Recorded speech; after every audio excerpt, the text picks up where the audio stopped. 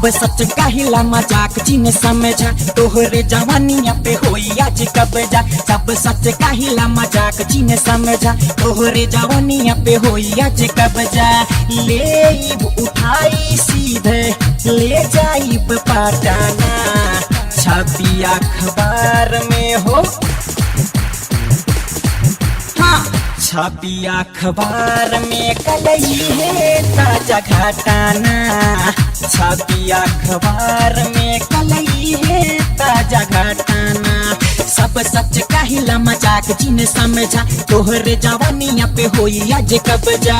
ले उठाई सीधे ले जाइब पटाना छपी अखबार में हो। हाँ छपी अखबार में कलई है ताजा घटाना। छपी अखबार में कलई है ताजा घटाना।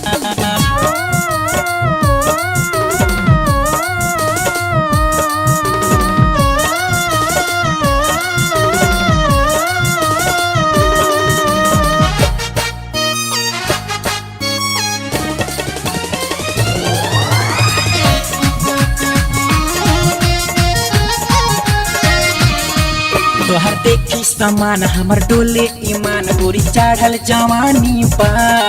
बड़ू कम सिंह हसीन देख के ई मशीन चुअत मुहवा से पानी बा। तोहर देखी समान हमर डोले ईमान गोरी चढ़ल जवानी बा।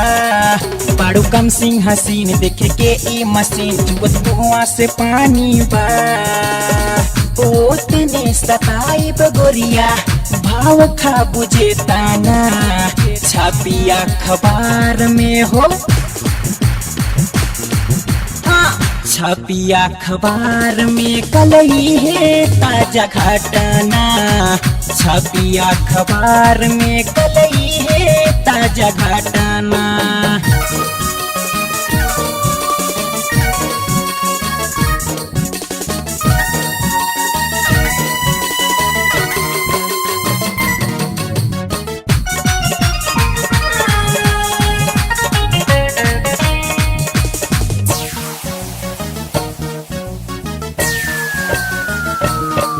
चाहे पागल कहा चाहे मजनू कहा चाहे कहा दीवाना हो। तनी सट जाइदा प्यार पट जाइदा हमके आपन माना हो।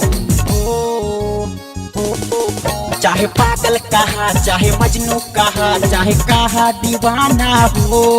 तनी सट जाइदा प्यार पट जाइदा हमके आपन माना हो। काहे के खात बाड़ू तुम भाव ये ताना छपी अखबार में हो। हाँ छपी अखबार में कलई है ताजा घटाना। छपी अखबार में कलई है ताजा घटाना।